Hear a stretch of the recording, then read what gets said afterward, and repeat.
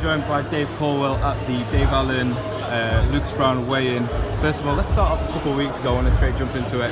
Anthony Fowler obviously at the Echo Arena came up short. Going in at the deep end, you're going in to hurt me straight away. No, we got to talk about it. It was nothing embarrassing. It was a risky fight to take anyway. First of all, how's you been since the fight? How's you recovered from the loss? And obviously you're back in the gym. It's been great, He's right from soon as the decision was announced in the ring, he turned straight to me.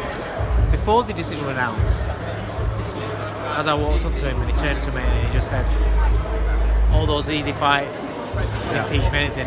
Yeah. And that's the attitude that I wanted straight away. Yeah.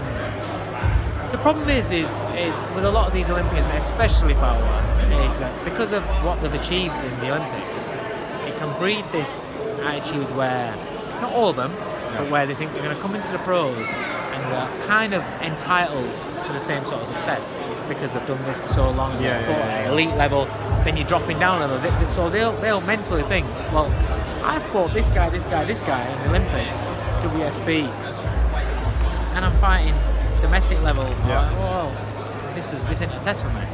And no matter what you're saying to them, what you're trying to get into their head, sometimes with certain people, it's very hard for them to actually, even though they're listening, to absorb. Yeah. And sometimes it can be just a case of inexperience, and experience teaches you. Experience teaches us all. Coaches, managers, promoters, fighters, interviewers. Experience. With experience, you get better as long as you're learning from it. So Fowler's got to learn from it. His attitude so far from the loss has been good. We had a good chat the day before yesterday actually. Let him have a couple of days back in the gym, get back into it, have a bit of banter. We're ripping the shit out of him for getting beat.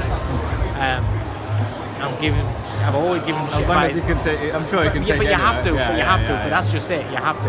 Yeah. So he's getting it. He's no longer the unbeaten superstar. Which we've never trained him as anyway. What do you think in the fight? What point was sort of turning point? What was it? What was the elements that broke that fight down to Fitzgerald's way? Because some are saying maybe overconfidence, maybe coming into it. Listen, Scott boxed really, really well. Yeah. But Scott didn't do anything that I didn't expect. Yeah. He did everything that Fowler didn't expect. Right. Okay. He did and you can speak to Jordan Gill, you can speak to anybody that was around, you can speak to Fowler's close mates that were around him. It's about Fowler himself. I told him what Fitzgerald was going to try and do. Yeah. He can't outbox me. Yeah. That's your attitude. Yeah. Then it's very. But this is just inexperience. Yeah. The problem is Fowler works so hard in training, and he does everything he asks. Honestly, that camp he was brilliant, and sometimes in camp I have to give him a bit of bollocking because he'll switch off and he'll load up a little bit. In that camp he never loaded up. He boxed really well. He was smart. He was powerful. He was strong. He was fit. Sparring rounds with like your Liam Williams, your Quigleys, your people like that. It was Troy Williamson. The pace that him and Troy Williamson go at, oh my God, he was fit. But when you're that pent up, and this is what I was saying to him beforehand, you don't actually know because you've never boxed top of a bill in an arena. Yeah.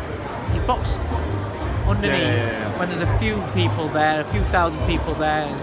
People are watching and stuff, but they're not all there main for you. Yeah. I know he wasn't top of bill, but that fight was. It was pretty much because after that fight. So when he came in and he's looking around that arena, and you can explain to fighters and somebody who's been through like that, Bellew. Bellew's the same. Bellew will tell you the same thing. He was also talking to him saying, listen, you can't fight for the crowd. You can't let it absorb you. Enjoy it, but you can't absorb it. Let you absorb it. And when he come out and I looked at him, I saw his face, and I just thought, switch on, man. But he started off all right, but his jab sometimes was great, and then he was waiting, and he was, he didn't expect Scott to be able to jab with him, and after about 4 rounds, you could see when he's coming back to it, you could see in his mind, I thought he was going to be easy at this, and I always said to fighters, Jordan Gill's the opposite end, where he'll build you up to be Superman. I would rather you build something up to be Superman. Yeah. Because then when it's a little bit easier, that was easier. It's so hard to get out of that gear of thinking this is going to be easier. Because somebody puts it on you, and it's like, whoa, and then you've mentally got to try and change. It's very, very hard, that is, especially when it's the first time. Yeah. Mentally, it just Scott beat him fair and square, and that's it. End of story. No excuses. Yeah. But Fowler didn't help himself. And when the fight was as close as what it was, I still thought he lost. But when you go in there thinking it's going to be easy, it's going to be, you've given the other man a good opportunity. Yeah. Once Scott realised, once he's figured out I can beat you, all he has to do is keep his mentality and just keep doing the same thing. And that's what he did. He boxed brilliant. It was fantastic. Let's talk about this Saturday now. They say you can't teach old dogs new tricks, but when they come to the Coldwell gym, maybe you can. No, it's not. Do you know what? It's not about teaching him. It's not about teaching new tricks. It's sometimes it's not rocket science. Don't try and I'm going to turn him into this. I'm going to turn him into a slick. It's not about any of that. It's Derek Chisora. He's 35 years old. He's had a lot of hard fights. He's boxed at the top level, and previously his coaches, Don Charles and his team he's worked with, done a brilliant job because it's Derek Chisora. Yeah. Right? I'm coming along now. It's about refreshing, and maybe sometimes when you're with somebody that's your friend, somebody that you've worked with for a long time, sometimes you can get into that habit of where you think they're telling you. Yeah. And, okay. And it's easy. I'll listen to you 50%, but I'm going to do it my way 50%. And that can be costly. Yeah. Sometimes a fresh voice comes in, but it's not going to take. I like Derek, we get on, we're friends. But I don't take no shit. Yeah. And you're coming to me, you're digging up from London to base yourself up north. You're either going to listen to me or we're not going to do this. Yeah. And it's just by going back to basics and remembering things. It's not even about things that he's never done before. Yeah. Maybe it's about things that he's not done for a long time and he's forgotten that you need to do. Yep. Refreshing it. Yeah. And sometimes a little change at that stage of your career can ignite you a little bit and can bring you back to where you was, rather than being in that lethargic, being in that comfortable zone where it's working up to a certain level and then you get beat. So that you need to break on from that. Saturday night is a tough fight. It's a tough fight. Yeah, I was going to say Samad Gashi. A lot of us have seen him against Takam. It's not an easy fight. It's a tough fight. Forget the Takam fight. That was 3 days' notice. Yeah. And people think, he's a tough fight. He was only one defeat before that, I think. And that was because when he boxed Tom Schwartz, he was fighting Fury. Man, he gave Schwartz nightmares, and he was winning that fight. And then he had a little screw come a bit loose, and then started sticking nut on and stuff like that. It's a tough fight. Yeah. And what you've got to look at is that Derek's coming off for a knockout loss. He's got a new coach, new system, new everything. He's got to go into a fight with a guy he's trained, he's worked so hard, he's in shape. He turned up at a press conference looking like $1 million. He's here to win, and he knows that if he beats Derek Chisora's a gatekeeper from the top. If he beats Chisora, he misses out all the bottom end, and he goes straight in. And it's his chance then to get his name in the mix for a big fight. If Chisora doesn't come past this fight, would you recommend him to retire now? Derek loves fighting. It's down to what he wants to do. But if he can't beat Gashi, then you've got to say, well, what level are you happy to fight at? But it's difficult because it's his first fight back, and I don't know. Listen, he should beat Gashi. If he performs, it's like Fowler. If he performs like he has done in the gym, when he's sparring, then it's gonna look good. Yeah. But ultimately, you have to do that on the fight. That's what separates fighters from people like me and the fans, where we might go in the gym and we might look good on the bag, look good on the pads, maybe look good in sparring. But to do it under the pressure of the lights and knowing that your career's kind of on the line, that's a lot of pressure.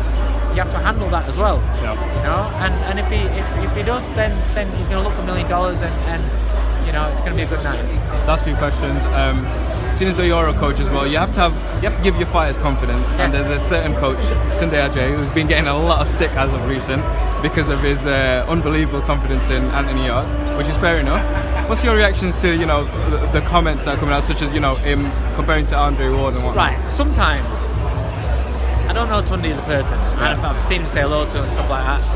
Sometimes we work so closely with fighters. Yeah. Right. My family will tell you, I treat my fighters as all my family. Right. I don't like saying it, but like young fighters like Jordan and Fowler, it's almost like the extension of my kids. Yeah. Right. I'd like to think an older brother. Yeah. But you get that sort of feeling. Yeah. So you want what's best for you. When you see what they're doing in gyms, man, you just watch it. That's good. That's brilliant. Yeah. And so sometimes you want to tell the world how good this kid is. He's sort of exploded though now, hasn't he? He's that in everyone else. But where I'm different to Tunde is that I wouldn't have run down people like Frampton and Macklin. I'm not being. It's what he said. It wasn't him digging out their achievements. He was saying about excitement, something like that. Yeah. At the top level, they were exciting fighters. Yeah. You can't tell me that Macklin weren't involved in some serious scraps. You can't tell me that Frampton hadn't been involved in some seriously exciting fights. And these guys have achieved so much at the top level. Yep. So by calling them out on what they've done, me personally, I wouldn't have done that. I'm all for backing your man. I don't care about that. We all have opinions on fighters.